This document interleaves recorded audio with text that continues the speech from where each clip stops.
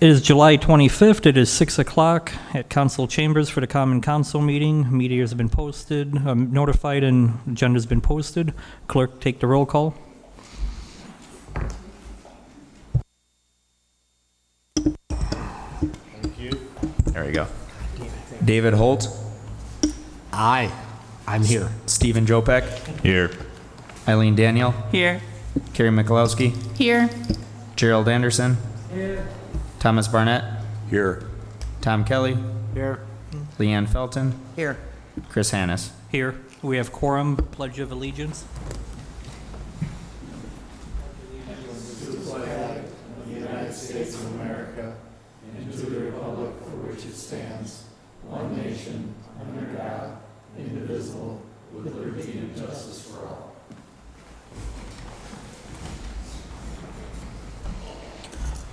Okay, going to public comment. Mark? Yes. Yes, if you'd like to come to the podium and...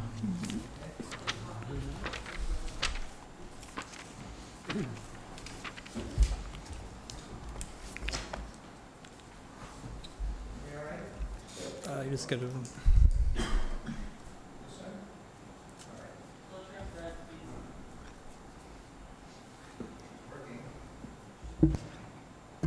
There it is.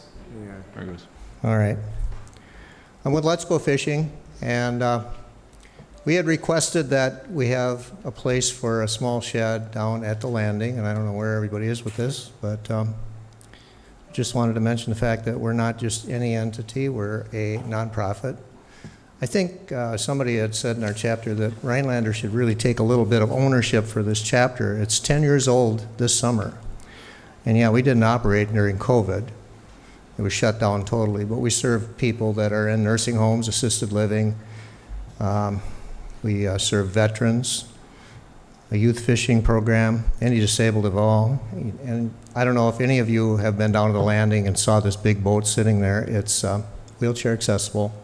It's large. It just got a new motor. You guys, the community foundation put up $2,500 towards the motor if we could pay for the rest of it, and it's installed. It's a real big improvement. We're not an entity that really gets out and is very active right now because COVID has really slowed things down, and nursing homes are still kind of inactive, but they're coming around, and other entities are starting to use the boat. So I don't know, what I'm looking at, or what we're looking at, is volunteer base, and keeping our volunteer base, maintaining it, and making things a little more convenient for them. That's why the shed should be where it is.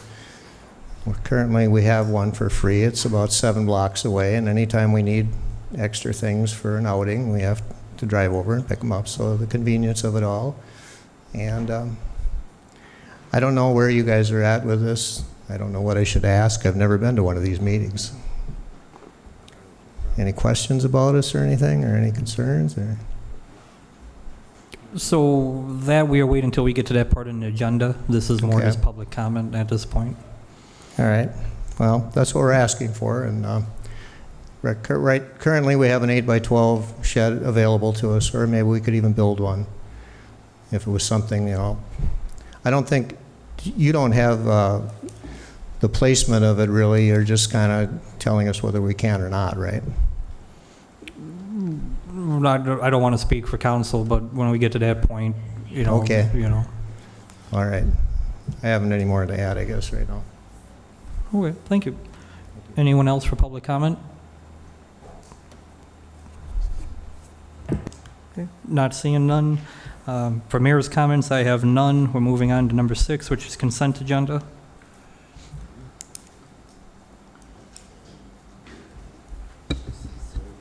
Daniel, make a motion to approve both the July 11th council meeting minutes and the June 7th Police and Fire Commission meeting minutes. Mikulowski, second. Okay, any discussion? Not seeing none. All those in favor? Aye. Aye. All those opposed? Motion passes. Moving on to number 7, which is a presentation from Overt and the Art Historic Group regarding the skate park feasibility. Turn it over to you guys.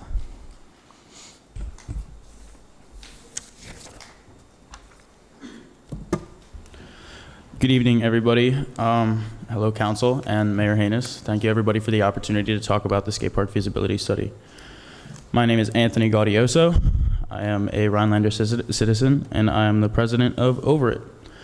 Over It has been a youth development organization, community-driven, and since around 2019, we have been doing everything that we had sought out it takes to see the construction of a youth plaza in the city of Rhinelander to include a skate park. I'm going to pass it off to Jaden. Good evening, everyone. We want to thank you guys for coming out to listen to us. And I'm Jaden Roberts, and I'm vice president of Over It. And I've been with Over It since the beginning, the very, very beginning, when it was just me, myself, Jaden Roberts, Stephen Morin, and Ava Carrillo. And we made this project because we saw the lack of community involvement within, well, our city. There was nothing for, I guess, if you weren't in sports or you weren't in an after-school activity, there's nothing for you to do in town. There's nowhere for you to go. We are always getting kicked out of spots that we're at, and that's why we're here today, to try to build the steps to a better future for the youth. And I'm going to pass it off to Hunter. Hello, my name is Hunter Epka. I am in the secretary position here in Over It on the board, and I'm going to talk to you about my experience growing up in Rhinelander, which was as someone who wasn't interested in organized sports, even though I did give them a try. I wasn't really able to identify with the community or anything that it presented, and now that in my recent engagement in Over It, I've been able to see that not only are we making attempts to build a youth plaza and have it accessible to more than just skaters, we are really trying to kind of create a community engagement and be all-inclusive, and we are just trying to strengthen bonds between some of us here in the community and the community itself. For those who don't feel visible or seen like I did, I spent plenty of time during the summer biking with my friends, probably doing stuff I shouldn't have been doing just because I didn't see anything engaging for me to do in our town or community. But I'm more than happy to be able to be part of something like that now. And I think that we are doing great things engaging with mental health and our community. And I'm going to pass it over to Anthony here.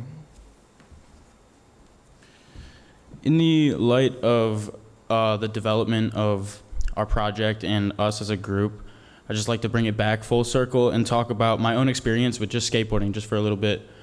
I've been a skateboarder for a little over 10 years now, and my involvement with it has been a little limited, being unfortunately living in a rural Midwest area. No offense, Rhinelander. But I had realized that in the essence of skateboarding and everything I love about it, it is not up to me to settle for what isn't there. I decided to go out of my comfort zone and do whatever it takes to get my hands more in the community, and not only for my own experience, but share more with other people about what I love. So I began to drive to various different places, some of those places being over 2.5 hours away. And I have seen all different kinds of skate parks and youth plazas. The point of being is coming closer to seeing this vision through with everybody that we have had the gracious opportunity to see it through with. The process has really been the engine to everything we've accomplished. We wouldn't be able to connect with everybody we've connected with and share this vision if not for, of course, Tom Barnett for letting us meet originally, habitually for the early stages of our organization, then coming along and working with Art Start and being able to further strengthen that engine to our connection. And then, of course, the amazing partners from Minnesota that we've gotten to work and quite literally get our hands on and build with.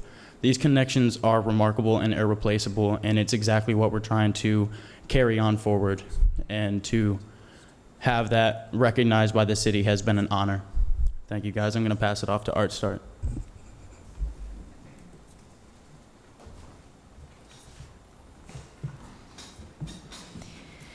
Good evening, everyone. My name is Ashley McLaughlin, Program and Operations Director at Art Start. I work very closely, pretty much right alongside Melinda on pretty much everything that we do at Art Start. So if you get one of us, you generally get both of us. And this was a huge project so far, and we both worked very closely on it with the Overit Group and also with the subcontractors that you'll hear from in a little bit. Way back in the beginning, I guess, of our involvement, we really became involved about 5 months ago. And in those 5 months, we have really been able to do great things and a lot of work for you guys. Art Start has been, we were watching the development of the Overit Group and the conversations they were having in the public and with the city of Rhinelander. And then Melinda and I looked at each other one day and said, should we be involved in this? Should we jump in? Like, they're looking for a 501c3 to partner with, and we could do that. This is community development. This is cultural development work. This fits our mission. And we both just kind of like giggled at each other and we're like, yeah, we're in. Cultural development, for people that don't quite know the language, refers to strategic planning and implementation of strategies to leverage your community's unique cultural assets for economic and cultural benefit of the community as a whole. So when people ask, well, why Art Start? It's because we see our community has unique culture and assets that we can leverage to better our community as a whole. And that's the type of work that we do. Creative placemaking is also a term that we often refer to, and that fits hand in hand with this project too. That's integrating arts, culture, and design activities into efforts that strengthen communities. Creative placemaking requires partnership across sectors, deeply engages the community, involves artists, designers, and cultural bearers, and helps to advance local economic, physical, and/or social change, ultimately laying the groundwork for social changes in the system. That's what we hope to do with this project. That's what we've been doing all along. So after we kind of realized that, we met with Mayor Frederickson, we met with the Overit Group and Tom Barnett to find out how we could become involved. After a few meetings, it was decided that we really didn't know what we were going to be fundraising for.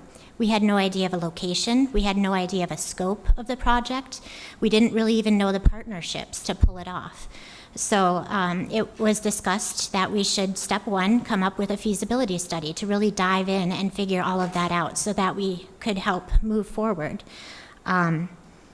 And of course, we did that in the process that we used with the feasibility study was initiated through cultural and community development. So we really wanted to bring in the community and gather as much feedback from them to propel the project forward. Over the past months, we have partnered with WIT and Matt to strengthen the project through their skate park design, build, and experience with youth development and engagement. We've held 3 public listening sessions and gathered community feedback at those sessions. We built a pop-up skate park and held 3 pop-up events to get the Overit Group out there and skating and engaging with the community and having conversations and building visibility. We also created a public survey which captured more than 500 responses. We formed a steering committee, we formed a mental health committee, we helped support the Overit Group and shared resources and guidance about their organizational structure. We have synthesized all of this information in a report and researched additional resources to give council the information they need to move forward with the project under best practices. And in the report in front of you, you will see a location analysis, some suggested amenities, an overview of round-scale options for the parks, potential funding sources, potential programming partners and ideas, mental health connections, and much more. I'm going to go ahead and pass it over to Whit Siasoko.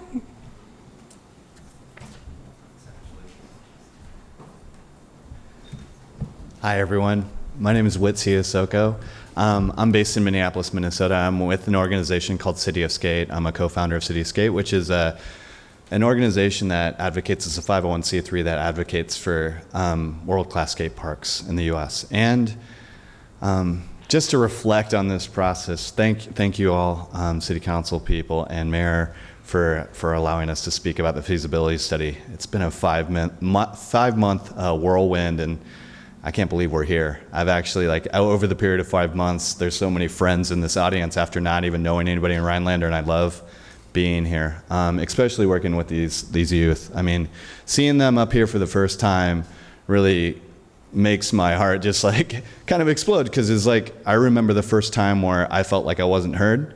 I remember the first time that I went to City Council, and then by that we started this nonprofit out of a need. It was something that we loved, and we knew we could advocate for it, and thereby I'm from Minneapolis, and our organization over a 10-year span has developed countless parks, but over the last 3 years, we've developed 3 really world-class skate parks in Minneapolis, and we've worked with contractors and designers and builders. So I bring that expertise to the table, but I'm also an artist. And so the community engagement part of it is, I think, was really fruitful. And in comparison to a community engaged process in Minneapolis, we do this for a lot of skate parks in Minneapolis. And to see the outpouring within 5 months of 500 surveys is unbelievable. On average, our last community engagement session at Elliott Park, we only had 200 surveys over the period of 90 days. So it was a year-long process leading up to that. So I applaud ArtStart and Over It for doing such an involved community process. I just wanted to really talk to you all about skate parks. So if you saw that one of the first slides, you saw the old Rhinelander skate park, and the history of that is really, really, really beautiful. Same thing. 2 decades ago, young people like we're seeing today came to City Council. They got a space. They built a great park.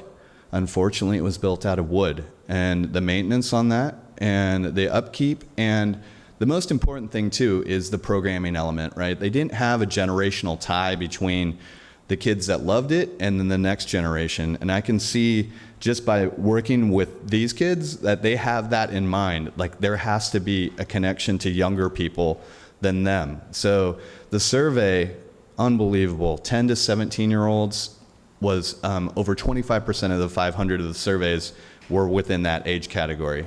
And then we have people like Pete over here, Pete Zambon, who is a generation before, and his brother helped build the skate park. So we have this generational knowledge of what a skate park can do. We need to really push for high quality skate park that can last, and also one that many generations can enjoy. So I don't want to be too long-winded, but if we can move to a couple different slides. So this slide really, and you have this in your packet, but there's skate spots, which are 5,000 square feet or less. There's neighborhood level skate parks, which are 5,000 to 12,000 square feet, and regional skate parks, which is like a regional draw. So it's 12,000 square feet.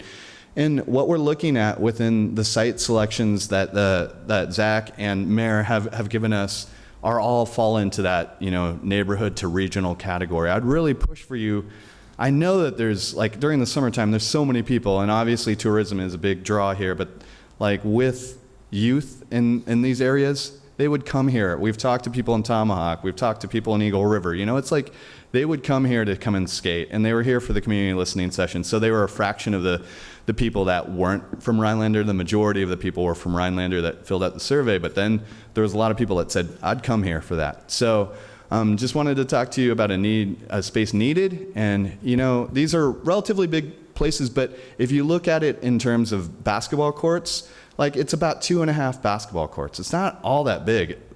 10 to 15,000 square feet seems like a lot, but really, how much do you invest in tennis courts? How much do you invest in basketball courts? And what these kids are asking for is about 2 basketball courts, 2.5 basketball courts. So I really want you to think about that when you start talking about, the number of usage within that square feet is massive. If we could go to the next slide. Materials, like I said, the old skate park was built out of wood. It deteriorated, it wasn't upkept, and that's the reason why it failed.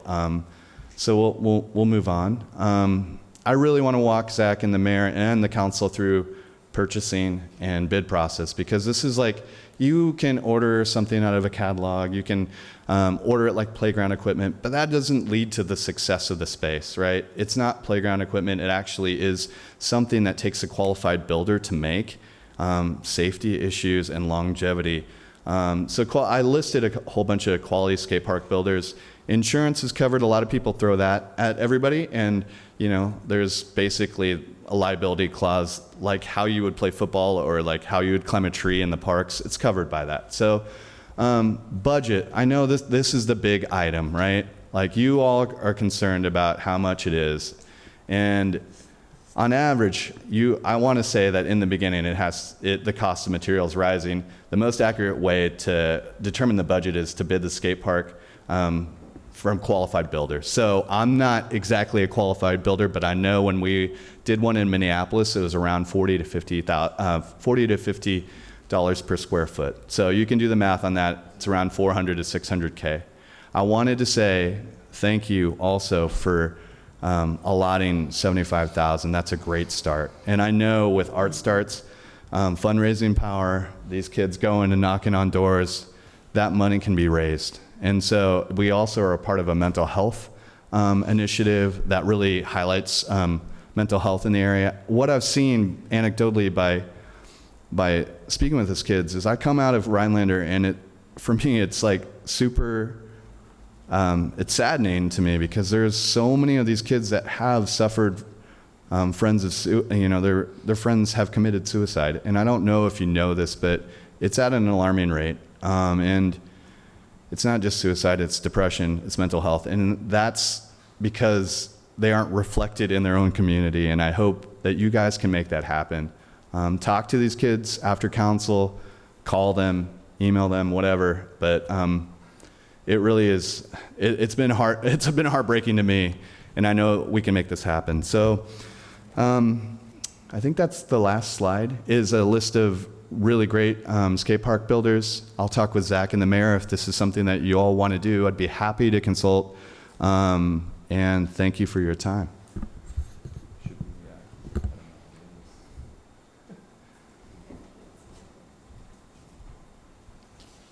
So again, you guys have our feasibility study in front of you. It's a very large packet, we understand.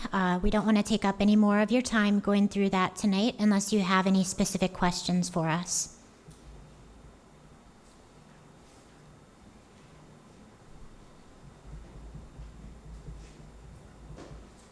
Okay, well, it doesn't sound like you guys do, but, Tom does. Mr. Barnett? I think that, first I want to thank you guys for everything you've done for these kids. I've been working really hard in the beginning with them, and I'm glad that they were able to meet with you guys and have your professionalism and your resources to help them through this. These kids mean a lot to me, and I appreciate you guys taking them under your wing and working with them to get this done. I love the sites that you guys have laid out, and I'm looking forward to discussing all this with the rest of council and deciding which property is going to be the best, because these kids are worth every dime. Mikulowski? I would like to thank all the kids that were here today speaking to. I know it's not easy getting up in public and talking, so I appreciate your efforts. My only question is looking at where these sites are, is it really big enough? I mean, I'm thinking, is this going to be enough space to do everything that you really want it to do and accommodate all the other entities that want to take part in this?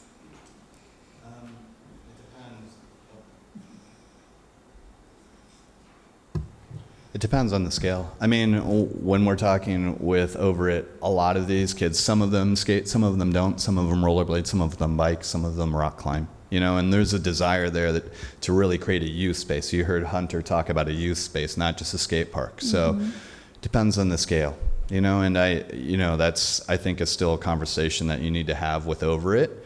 I think the 12 to 15 fits a skate park pretty well. but with other amenities like shade structures and all that, it fills up pretty quick. So it depends on the designer that you choose and how they can utilize the space the best. Okay, because, I mean, I was around for the first skate park, and, I mean, it is nice. I mean, it was nice to have something, but it was rather a joke, to be honest. And I just feel like if we're going to do this, we should do it right the first time and not just do it dinky and have to come back in a few years and have to upgrade it right away. So I'd like you guys to think bigger. We can always fundraise, we can figure out grants, we can do all of that, but I want to do it right the first time. So that's what I'm looking for.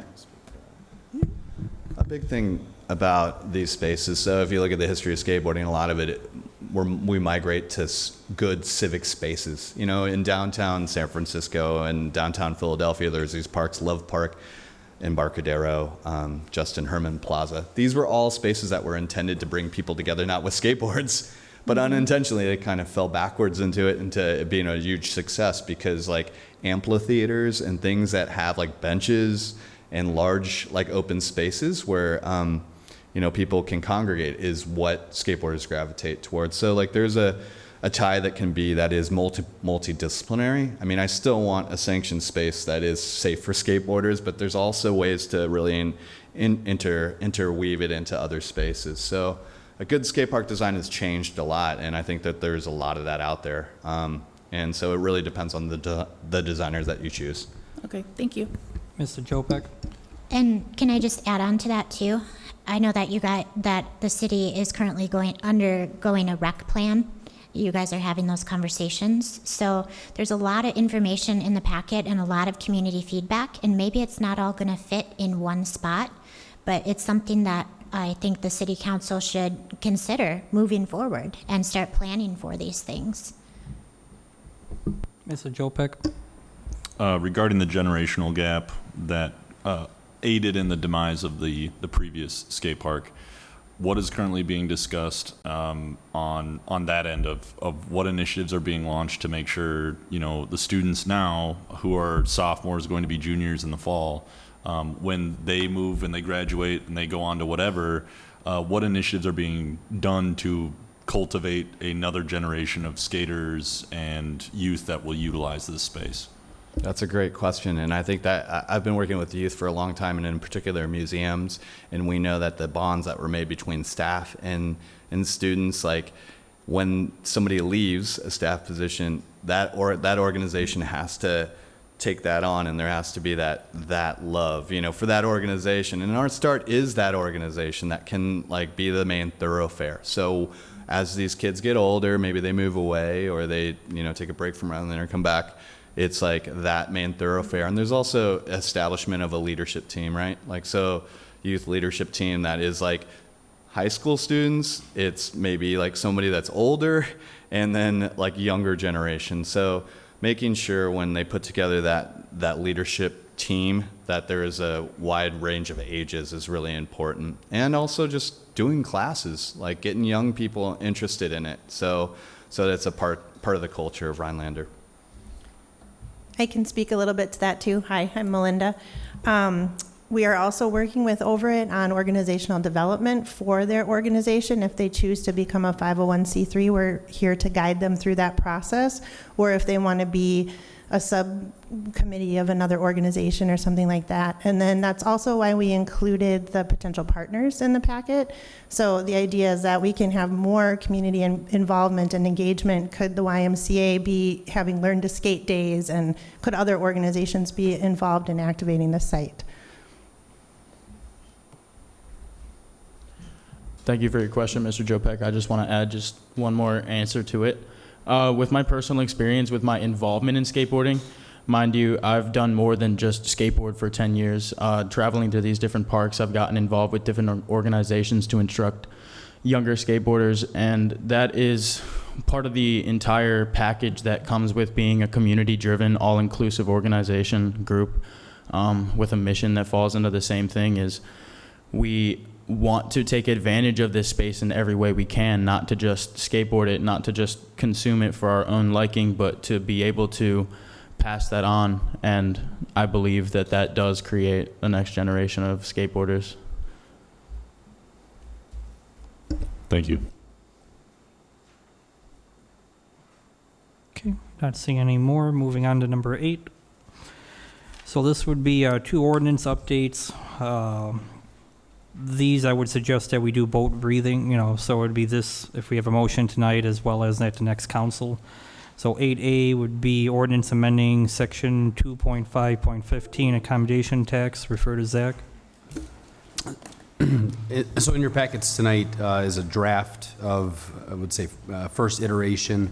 We've also taken some feedback that we've received since sending this out to amend a few things as well, and we'll go through those in greater detail at the second reading. But in short, it would be making the modification of the migration of the use of the word committee to commission to give it a bit more gravity or I guess more formality. Also renaming it from accommodation tax to room tax, which is more consistent with what state statute and other references to the ordinance exist. And then some other cleanup, both to bring in the state statute connection, as well as under the term of office, to make sure that it's just implied that the members serve for the length, or really just not to overstate something, just to kind of clean that up. So I think those kind of generally hit the high points. There was also an item under 8 where the use of clerk and treasurer were sort of interchanged, and so that's on page 14, the third number down, or third item down. Really to discuss in greater detail the relationship between the city clerk and the city treasurer in this regard. So all in all, I believe it's ready for your discussion and consideration at this stage, and happy to answer any questions anybody has. Mr. Anderson? Can you give us a little on how this is being coordinated with the town of Pelican, and what efforts are being made to get other towns involved? I think particularly Pine Lake would be one. True. And I can speak to that. So Town of Pelican, we met with Russ, his involvement with the township as well as being on the current board. They're very open. Their main concern is as long as they still have representation. So as long as there's one vote, from them, they're happy. Part of the 2 positions they have, we're trying to keep it vague, so if they decide to change how they elect their 2, we won't have to change our ordinance. So we're trying to leave it where it's their discretion how they, produce their 2 voting members. As far as additional townships, Town of Crescent did seem open, but not at this particular time. It sounds like it's more of a bigger concept they have of short-term rentals. So once they work through that, they're going to look at if they want to do a room tax in their township and what to charge. So that's probably about a year out, to be honest. Pine Lake showed no interest at this point.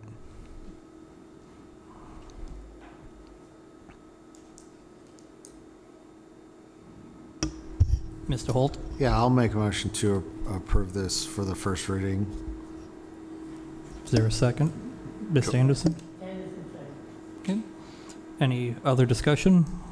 Not seeing any. Clerk, take the roll call. Thomas Barnett. Aye. Leanne Felton. Aye. Carrie Michalowski. Aye. Tom Kelly. Aye. Gerald Anderson. Aye. David Holt. Aye. Eileen Daniel. Aye. Stephen Jopek. Aye. Okay, first one passes. So this is going to the second ordinance. So the main intent of this was cleaning up. A couple years ago, this body changed the way we govern and never changed the ordinance to remove some of the commissions and committees that are no longer in existence. So this is kind of a cleanup ordinance, and refer to Zach for any other comments. Yeah, that's a good intro. Also under 20104 boards and commissions, since the sending of this ordinance out last week, we've made some additional modifications. Remove in the case of number 1 where use of the word enumerated, since there is not a sub 2 there.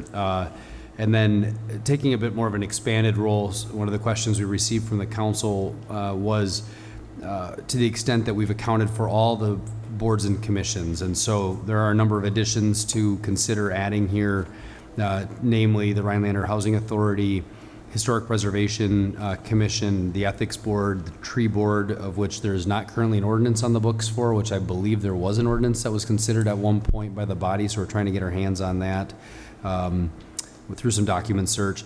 Public Art Commission that was created, Joint Review Board, as well as the Library Board. So while these were probably pretty narrow in terms of the standing committees of the committees of the city, if we're going to state any of them, we should state them all. And so that's just some additional consideration we've made on that first section. Board of Public Works, I think that's pretty self-explanatory, though I would mention if there's a question, I know I've gotten some questions from alderpersons on this one, really because we operate as a committee of the whole forum or just a direct council meeting on matters. The Board of Public Works is essentially this group. So while we're eliminating the references to these things, it doesn't remove the authority or responsibility that the council has to, in this case, govern the matters of public works. Same thing with utilities. And another alternative to the council taking all the utility matters would be to create a utilities commission. We just, in this model, opt to have you all as essentially, as a committee of the whole, members of the utility commission if there was such thing. Golf Course Commission obviously is straightforward and self-explanatory. Economic Development Committee, same. The Pioneer Park Historical Complex, there is no enabling legislation, nor has this group met in some time. So I've included that in there. You know, and in any case, these all could come back in some form if the council chose to do so. The explanation on the Airport Commission, right now the Airport Commission language in the ordinance is very, very simple. Essentially what I've done is brought forward the language that the county has adopted in their ordinance, so that way it's consistent across the two bodies. And then standing committees, again, self-explanatory and straightforward in that those committees were through resolution eliminated, but again, the ordinances were not. So I believe that concludes my review of those sections. Mr. Anderson? I guess I'm curious just about the Economic Development Committee. Isn't that something we should use? Yeah, it's really up to the council if it wishes to retain or amend that in any fashion.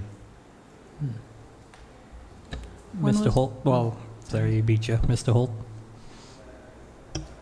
Motion to accept first reading. Okay. Well, I'll second that. Second. Any other discussion? Okay. Ms. Daniel? When was the last time we had an Economic Development Committee? I think it's been a while.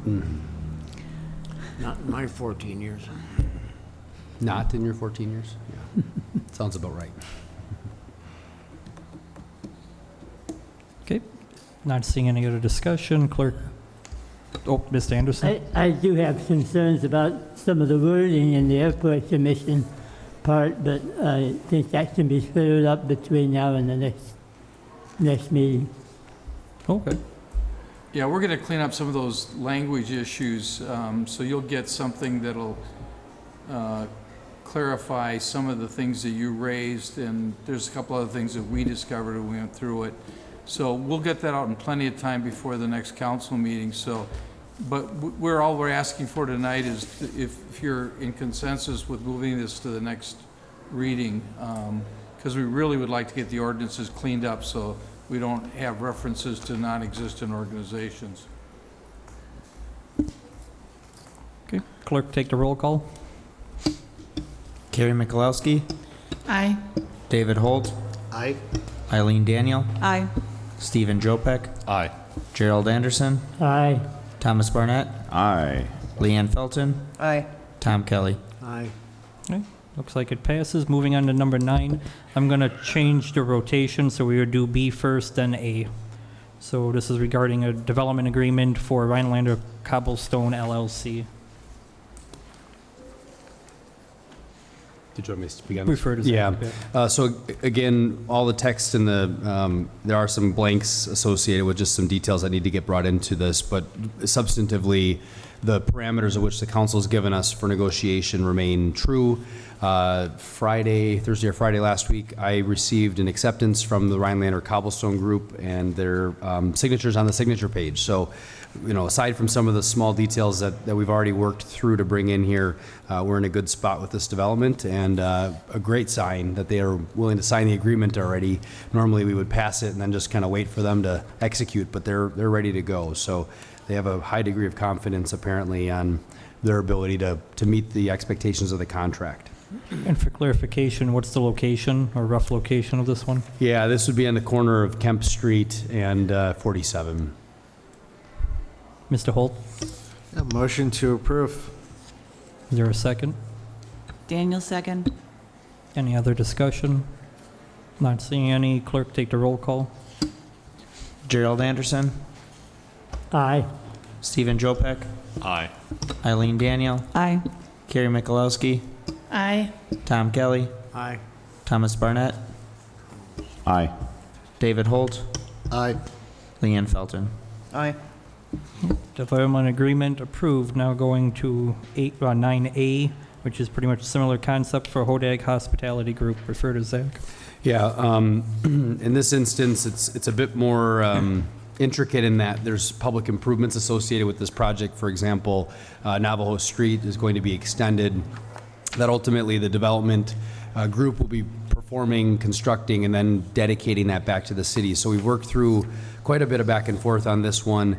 I believe we're in a spot now where council can execute on the current version. It's not quite to the degree that the other project that I just referenced was in terms of execution.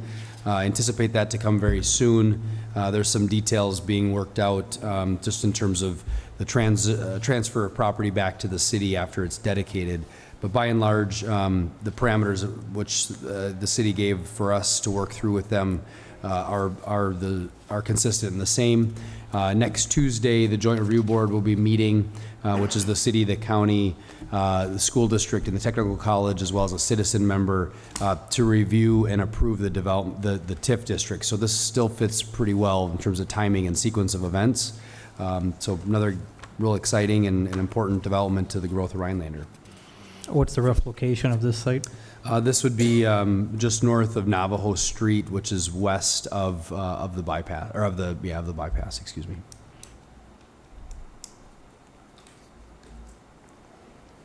Would entertain a motion. Mr. Holt, A motion to accept. is there a developer second? agreement. Daniel, second. Not seeing any discussion. Clerk, take the roll call. Leanne Felton, Aye. Tom Kelly, Aye. Eileen Daniel, Aye. Thomas Barnett, Aye. Gerald Anderson, Aye. Carrie Mikulowski, Aye. Stephen Jopek, Aye. David Holt. Aye. Development agreement approved. Moving on to 10, which is new business. 10A, which is Let's Go Fishing and a structure at Hodag Park.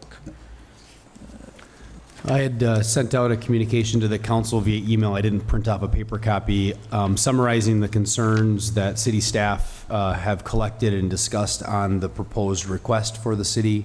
It's a nice gesture that the city can provide a boat dock, a permanent, at least in its current form. I'm not sure if that was ever really approved by the city. Jeremy may have some perspective on that, but it's really it's compatible, I guess, with the city's operation of the park to continue to allow them to place their pontoon in a permanent fashion. So I think the city's made a good gesture there. The request comes with some concerns in that there is some liability associated with placing yet another private structure within the city park. Who maintains it? What happens if there's damage or vandalism? The city's insurance carrier would also have some concerns regarding a private activity in a public park. So by and large, it's something that the city staff have concerns about. And so we would encourage the council to consider those concerns. And potentially long-term, there might be an opportunity to work through some collective storage needs that other users within the park or the community have, but at this time that it wouldn't be a fit per their request. Mr. Barnett, How do the, how does the city work with, I believe the Lions own that building there, the enclosed building by the boat dock there? You know what I'm talking about? I think it's, what is it? Flotation devices or something? No, the actual building that's there. No, the city would own all Yeah, of right that. by the baseball building.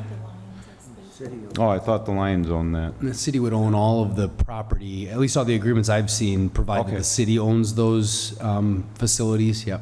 So they Oh, would have been okay. designed, constructed per some sort of city standard. Okay, I was trying to find a comparable. Yeah, potentially the water ski show building, though, that's probably been there far longer than anybody remembers, whenever it was built.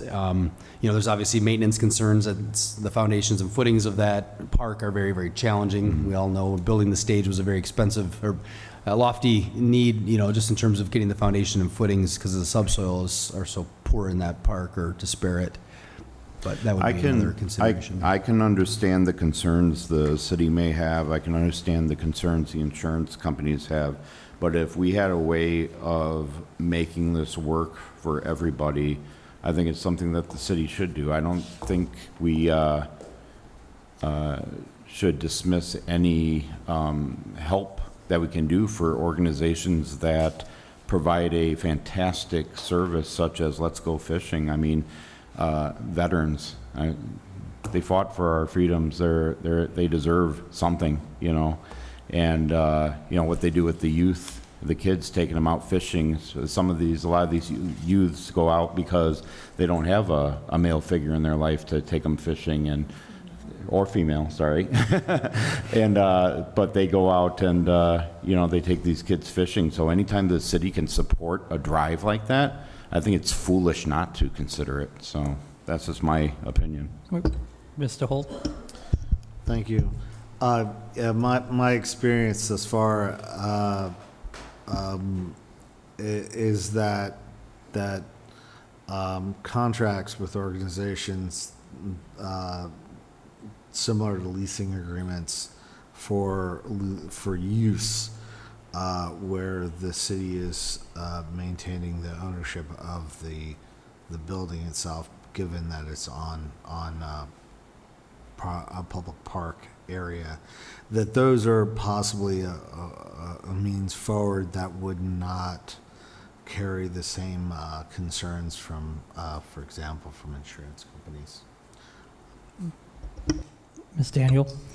What I'd like to see is a contract with Let's Go Fishing that would outline who would be responsible for maintenance, who would be responsible for insurance on the building, who would be held liable in the case of, a kid going in, breaking into it and then hurting themselves. So I'm guessing this would be something that the city would work with Let's Go Fishing and our attorney to draft a reasonable contract along those lines, should we decide to go forward. Ms. Meskalowski?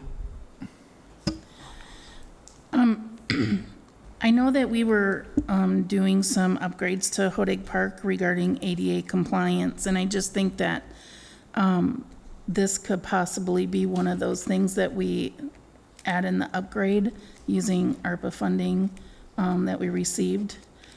And I also think that we need to do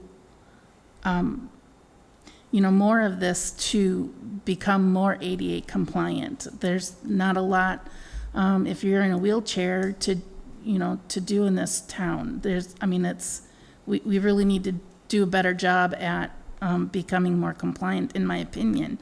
And I'm just wondering, I know at Pioneer Park, there was a storage shed there. I don't know if it's the one that was ran into or not, but Little League used to store equipment in there, and I'm certain there had to be some sort of agreement between the city and Little League in order to do that.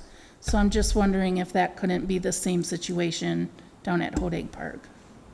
Ms. Daniel? And I'm pretty sure there's a shed also at West Park for the same sort of thing. So this isn't an unprecedented request, is what I'm putting out there, that an organization is asking to have a place in a city park where they can store their things and maintain. So I know Mr. Sorensen gave me a look when I said that. So I imagine he's got something to say since his light's on too. Yeah, the biggest thing you have to realize is you're kind of mixing some of the concepts here. First of all, this is a facility of this type is not permitted under our ordinance. It's not permitted under our ordinances. It's not permitted under state law. And so you're talking about doing something you can't do anyway in the location. No,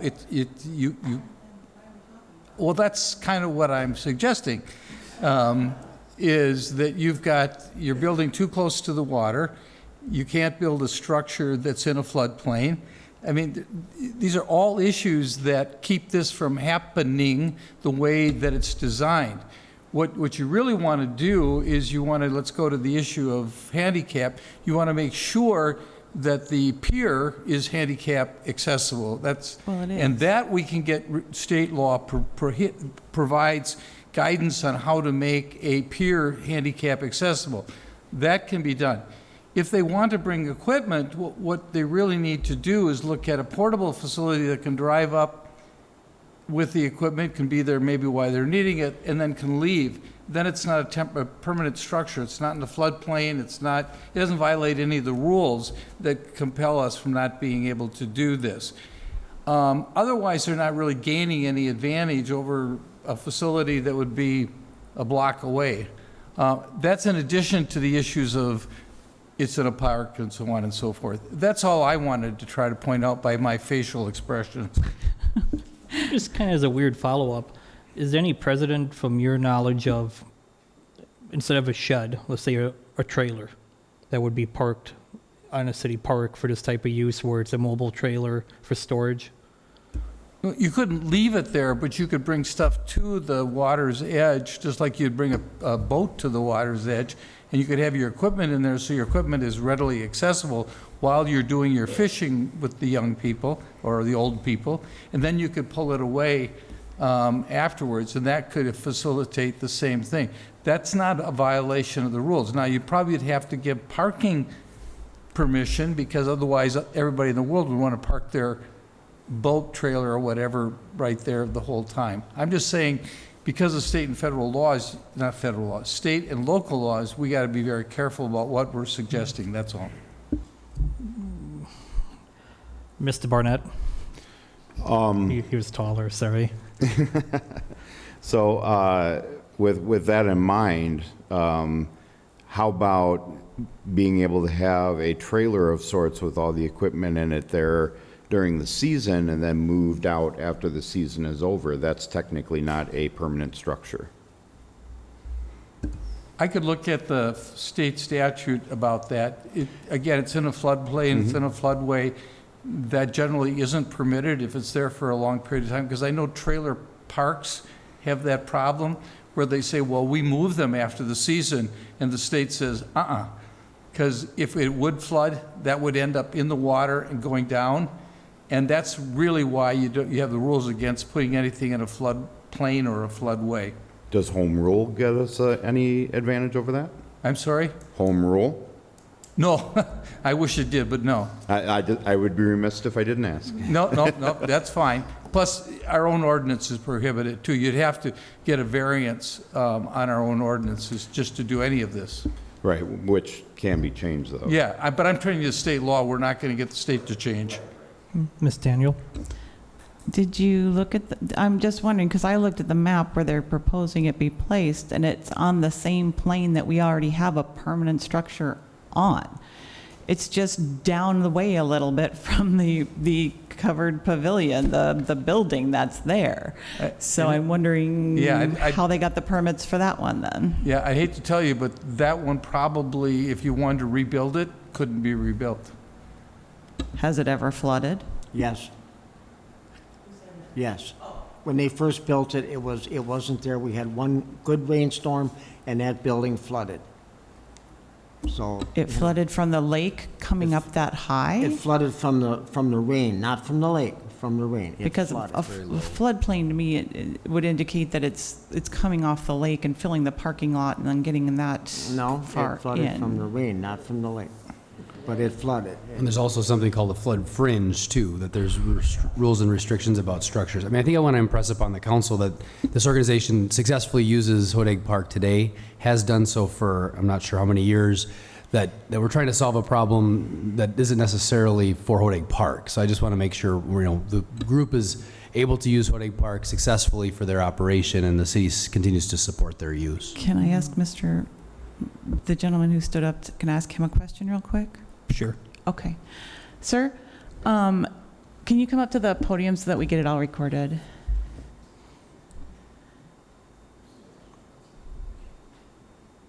Yes. Are there circumstances now that will keep you from using what you've been using in the past? Like, has that property been sold, or is there a reason you need to move it, or is it just that it's a convenience factor that it's 7 to 8 blocks away now? Biggest thing is to retain the volunteers that we do have or will have in the future.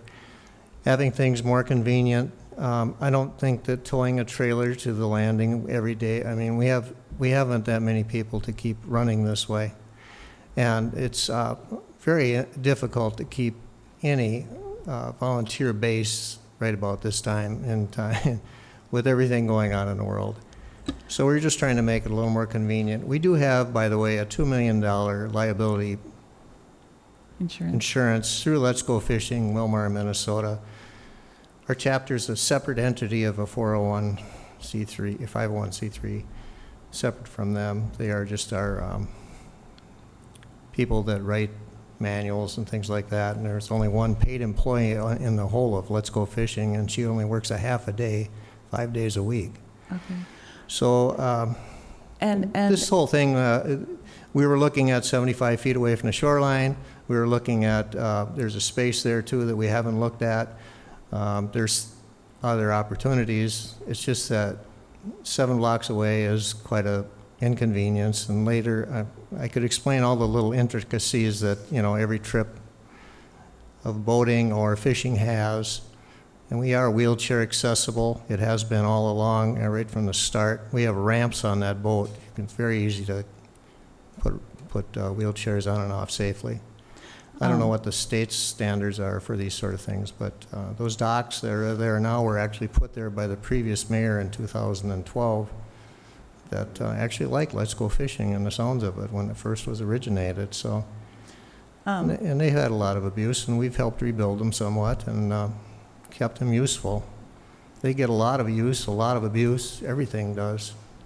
Well, I'm sure nobody on this council we're not has... going, I'm off maybe the subject there a That's little bit. okay. Well, I'm just going to say, I don't think there's anybody on this council who has anything against Let's Go Fishing. I think pretty much everybody would agree it's a wonderful organization. And as somebody who has tried to launch boats unsuccessfully and successfully over many, many years, I understand your frustration. How often are you launching the boat? Would you say in a season? 2018, we had 97 outings and another 50-something that were canceled because of wind and bad weather and so forth and poor planning. So a Everything fell considerable off amount. after- It's not like once a month or something. This is Right something now, that we're goes... probably doing up to 10 a month. It's really coming back slowly. But every time we have an appointed day to do something, weather is a big factor.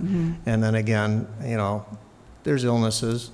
And this COVID thing has been locking things down and interrupting a lot of it too. I mean, we probably took out 27 outings last year and had 50 of them canceled because of different things. Oh my gosh. How many volunteers do you have locally? Locally, we've got about 27, and our board members are maybe 7 active board members.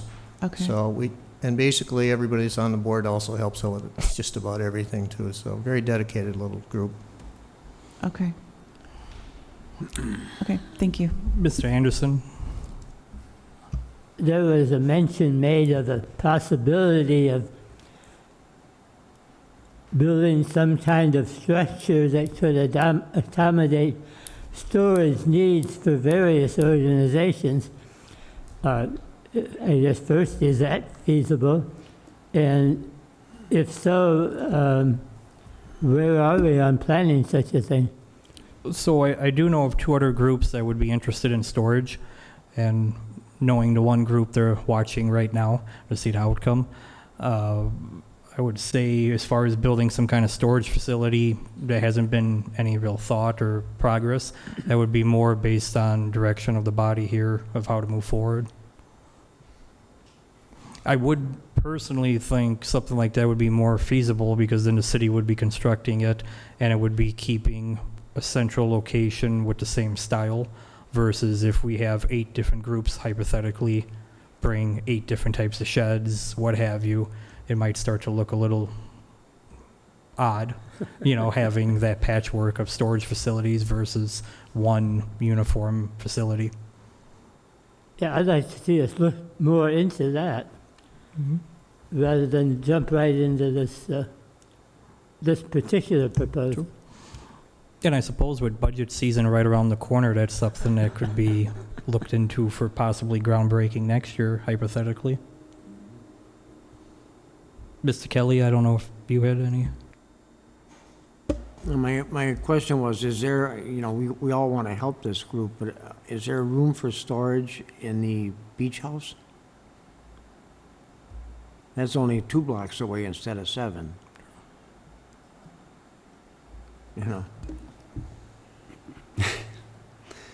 Yeah, possibly. I'm looking at Jeremy, there's room, kind of make room for anybody. I think the other key distinction is those other groups that are using the park have a place-based use for that need for storage. That's a key distinction for me. But yeah, that's something we could certainly think about. Okay. So what direction does this body want us to take? Mr. Holt? I mean, I would suggest to let this go.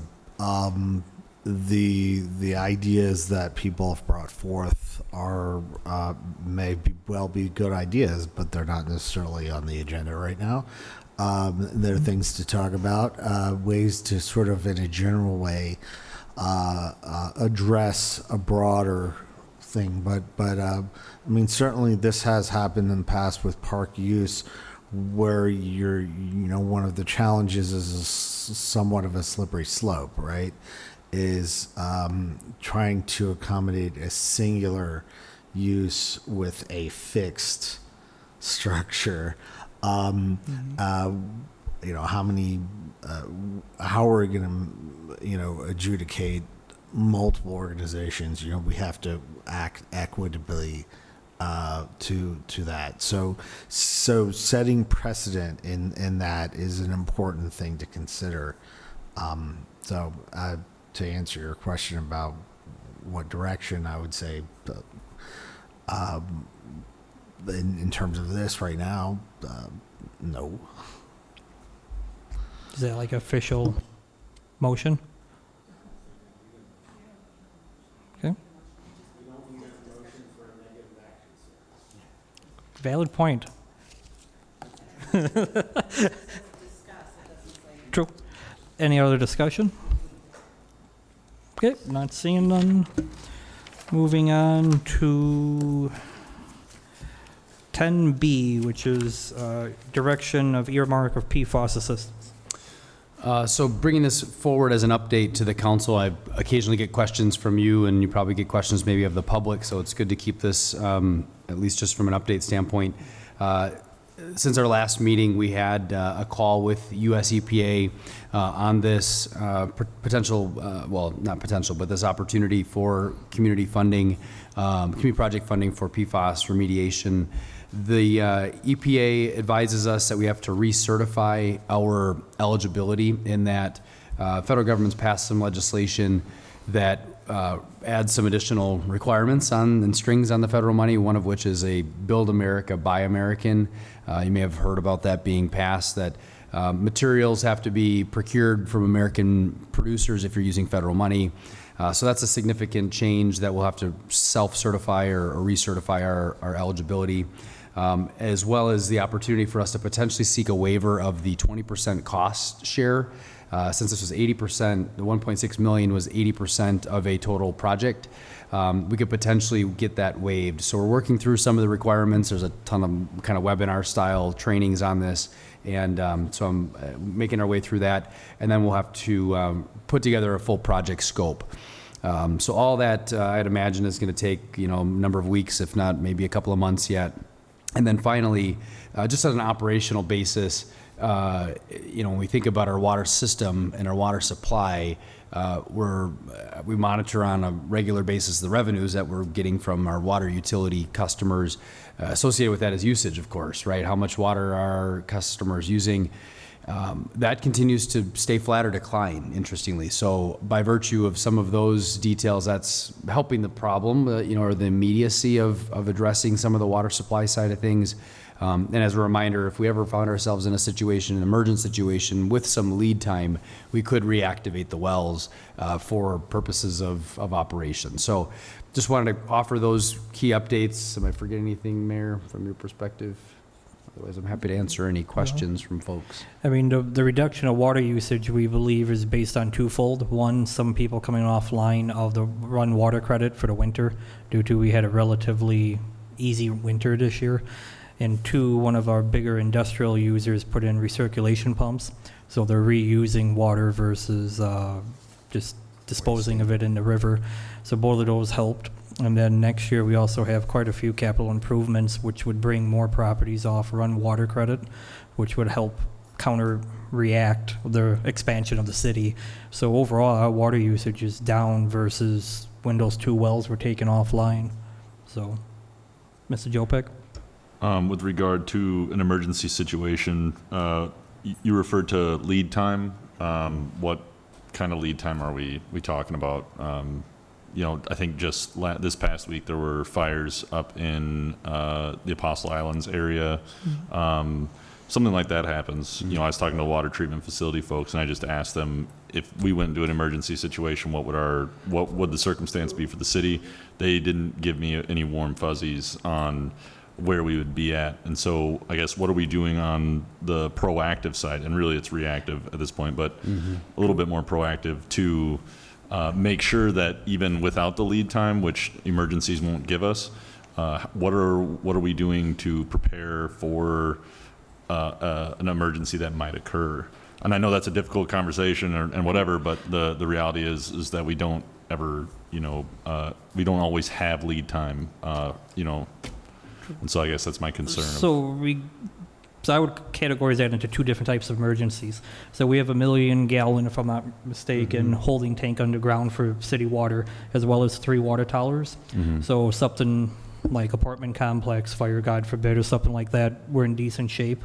A very large forest fire might be a little different, but then they're also going to be acquiring water from probably water basins, I'm assuming, for something of that magnitude. Probably the higher potential of an emergency would be if 1 of 2 of our current wells have to be taken offline for a long period of time. It's to keep up with supply. To my knowledge, they're not in a danger zone. It's more of a what-if kind of purpose. We do have 3 high-producing wells currently in use, and to my knowledge, they're at maybe 70% capacity-ish. So. Yeah, and further, I think one of the lead time questions is to ensure that the water is not full of any sort of bacteria or any other reason why we couldn't operate them. So, I mean, our operators are on occasion purging through the PFAS remediation efforts that we're working through. There's an expectation sometimes to actually, we continue to test those wells for PFAS as well. So at a minimum, on a quarterly basis, we're firing them up to get that test or that sample out of the wells in addition. What is, I guess, are the wells, I know we're kind of using them in case of emergency. Is there anything being done as part of that remediation process to try and treat them, get them in a situation that they... As soon as the government writes us a check. Okay. So pretty much it's a multi-million-dollar problem, which throwing $20 at it don't do much. Yeah, and so I guess, just what is our community doing to just be prepared for that, because the government won't always, the federal government won't always come through, and so just so that we have a plan of action in the event that we fall into further crisis. So one of the loopholes we fall into is when we got awarded well, their pledge from, the federal government with Tammy Baldwin. We have not been privy to how we could exactly use that or how we can go about using that. So that's one of the quagmires we're in, is we don't know if that, and how, meaning do we have to take state bid process or what have you. So we're hoping to kind of get that under control. That way, from there, we could start looking at treatment or maybe a new well or cleanup of the site options. But I know I personally hoped we would have had an answer by now, but it seems like through all the state and federal funding. Right. It's in, With all the legislation, the EPA has really been on pause to put forth this program. So now that we've got the program rules, the steps to get certified, and then from there, there's an application process that just outlines what your project is, how you plan to meet your local match, and then you can receive those funds. And just one additional detail on the question of treatment. We do stay in contact with the respondents to the city's request for qualifications. Previously, we get a lot of questions from them all the time. There were 500 projects around the country. We were one of them. So a lot of those companies are anxiously awaiting this process as much as we are to get going. We have at least one offer from a potential pilot or bench testing opportunity. It comes with a cost share. One that they would be willing to waive if the city were to proceed with a permanent solution. So the next interim step that I'm going to propose is we solicit those pilot options to at least have in our back pocket. If they're economically advantageous for us to proceed, I would recommend that we select one and proceed. There's also some uniqueness to this in that many of these solutions are research-based, and they're not market available. Some are market available, but so that would be just a few other considerations to the line of questioning. Mr. Barnett, since you were first. Where are we at with Dr. Tinjum?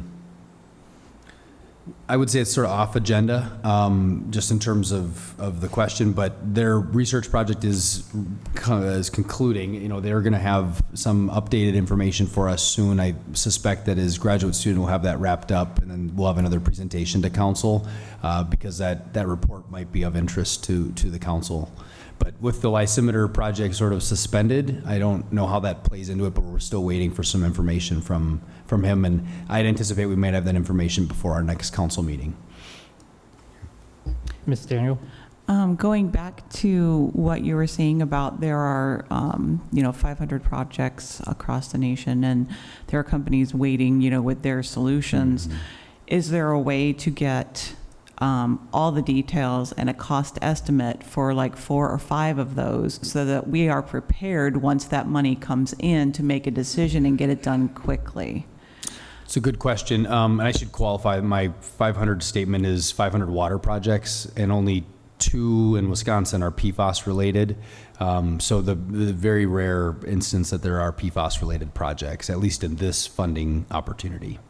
But we certainly can have those qualifications as we already have, and then get some form of pilot example. The challenge is you can't expend any funds until you get through the self-certification process, so you don't get a reimbursement on the spending of any funds, and that we'll need to have a design engineer scope, design, and create the plan in order to get a cost estimate. Right, but what I'm saying is if you've got an estimate of how much money we're going to have, it's 1.6 million. If you've got companies that are sitting there waiting for projects because they've got ideas on how to remediate it, telling them how much we have, what we need done, and getting some sort of just a profile from them of what they can do, how they do it, how much they think it'll cost, that sort of thing. So what my main concern is getting this done quickly, because we don't want this to get any worse than it's been for the last 5 years that since we recognized this issue. And people keep asking me, when are we going to fix it? And I don't have an answer to give them. So if we have this in our back pocket, the information, then we can make a decision quicker, is just what I meant. So the one disconnect, I think, is yes, we have been earmarked for money, but we don't know what from a state level or federal level is quote unquote qualified contractors. What are the terms of it? So previously speaking as a property management contractor, I hate bidding on stuff. That's just a waste of time if I'm not qualified to do the work. So that's kind of where we get to the chicken and egg of we have money, but we have no idea how we could disperse said money or exactly when we will have it physically. So it's a little weird asking people to bid on work that they might not even qualify for.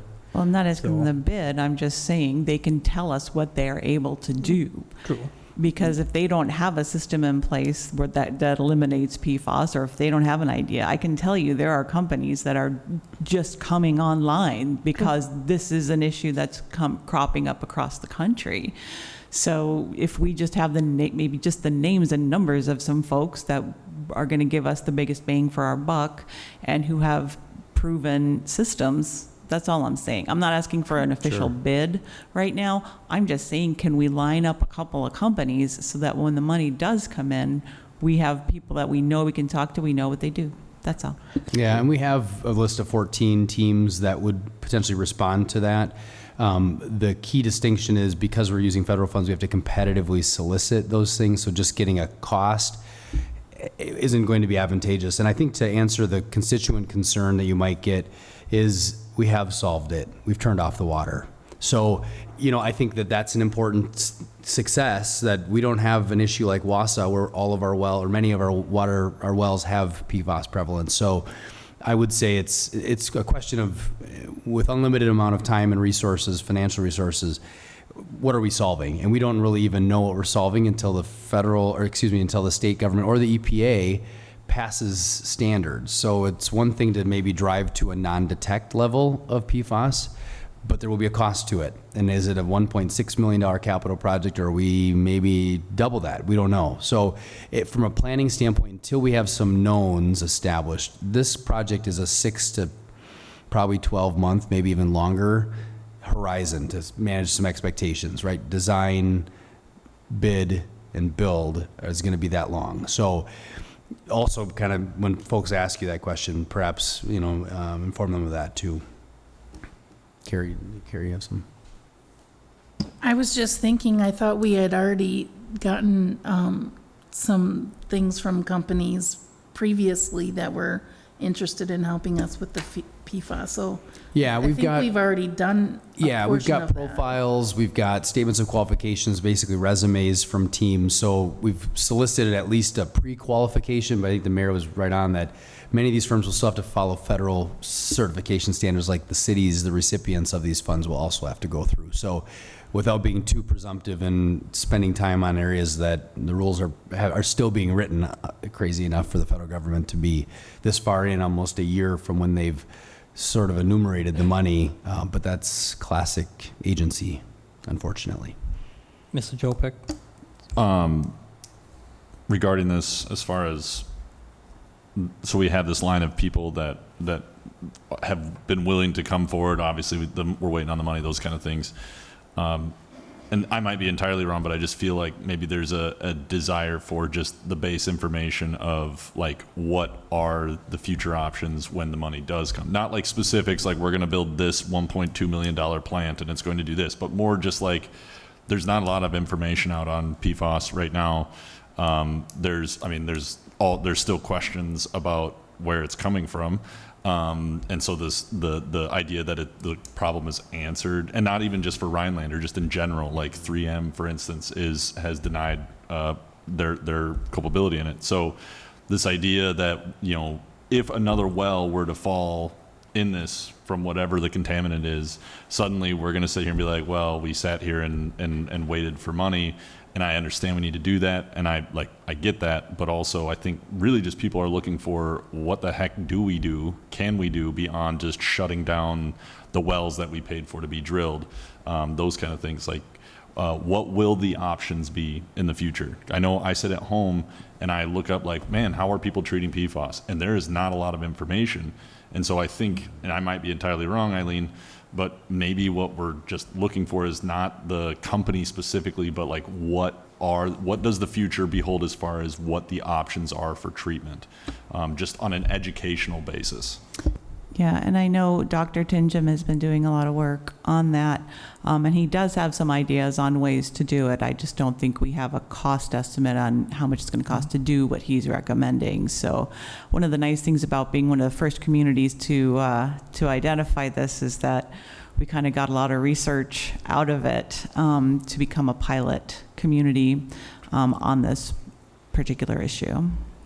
And I can share the statements of qualifications that we have. They're documents that they're not extensive in terms of length or technical specs that give you a sense of the variety of treatment technologies that have emerged. And I will caution it's a year old, so the advancements have been made, but that might be of interest to you. And I can send a link. They're just an electronic file. And just for peace of mind, we do test all wells quarterly, and the remaining wells in operation have shown no signs of PFAS.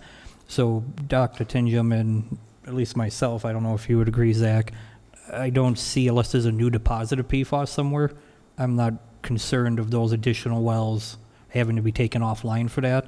I'm more of a, if a pump fails, something breaks due to it's a mechanics move, they break. That's more my closer concern, is if something like that were to happen, you know, how long would it take to get a new pump or a part? I don't know if that sounds accurate. Yeah, I would concur. I'd concur on that. Okay. Now for good news, we have nothing to report for closed session, so we are moving right to 12. Any future agenda items anyone would like? Okay, not seeing that. It is 7:20, meeting adjourned.